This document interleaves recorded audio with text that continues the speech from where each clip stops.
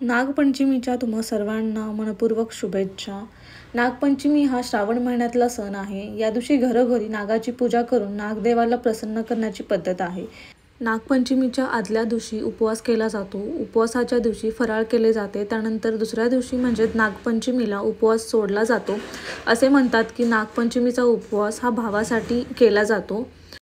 नागदेवताची पूजा कशी करावी तर तुम्ही इथे पाटावरती चंदनाने नाग, नागिन आणि त्यांची 2 पिले असं मांडू शकता। पण माझ्याकडे नागदेवताची मूर्तीच आहे, त्यामुळे मी इथे हळद, कुंकू, अक्षता वाहून नागदेवतांची पूजा करून घेतली आहे। आणि नैवेद्यामध्ये मुरमुरे आणि दूध, त्यामध्ये साखर टाकून असं नागदेवतांना अर्पण करायचं आहे।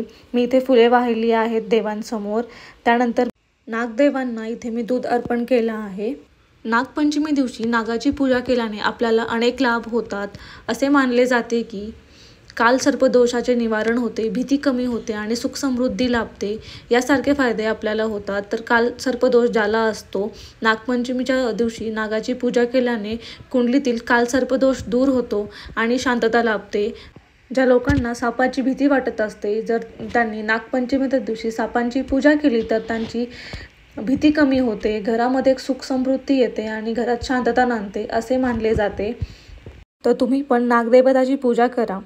पंचमीच्या दिवशी आपल्याला काहीही कापायचं नाही आहे, तळायचं नाही आहे किंवा चुलीवरती तवा ठेवू नये, ह्या गोष्टी आपल्याला पाळायच्या आहेत।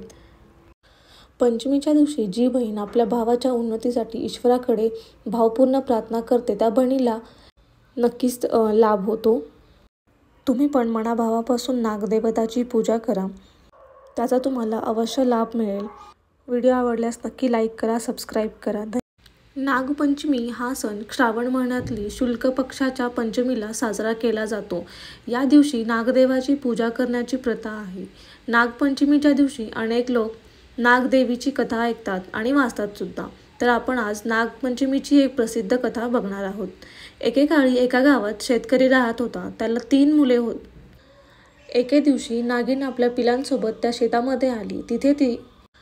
जिथे तो शेतकरी काम करत होता, चुकून बैलाने नागिन आणि तिच्या पिलांना मारले। जेव्हा नागिन परत आली तेव्हा तिने आपल्या पिलांना आणि जोडीदाराला मृत अवस्थेत पाहिले। ती खूप दुःखी झाली आणि तिने त्या शेतकऱ्याला आणि कुटुंबाला संपवण्याचा निश्चयच केला। शेतकऱ्यांच्या मुलींपैकी एका नागिनीने खूप खुणावणा केली आणि तिची माफी मागितली। तिने नागिनीला वचन दिले की ती आणि तिच्या कुटुंबीय नेहमी नागदेवताची पूजा करतील। नागिन तिच्या बोलण्याला आणि कृतीने प्रसन्न झाली आणि तिने त्या कुटुंबाला माफ केले।